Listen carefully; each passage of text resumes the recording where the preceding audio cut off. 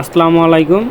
আমার হাতে যে ফোনটা দেখতে পাচ্ছেন এটা বাটন সমস্যা হয়েছে। তো কাস্টমার এসে বলতেছে যে ভাই দেখেন তো এটা কি হয়েছে, বাটনে কাজ করতেছে না। তো আমি হাতে নিলাম, দেখলাম যে বাটনটা একদম ডাইবে আছে।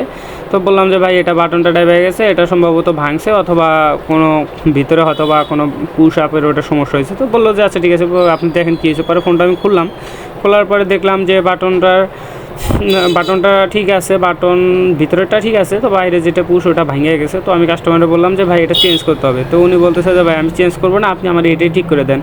তো আমি অনেক চেষ্টা করার পরেও মানে কোনোভাবে এটা ঠিক করতে পারতেছিলাম না।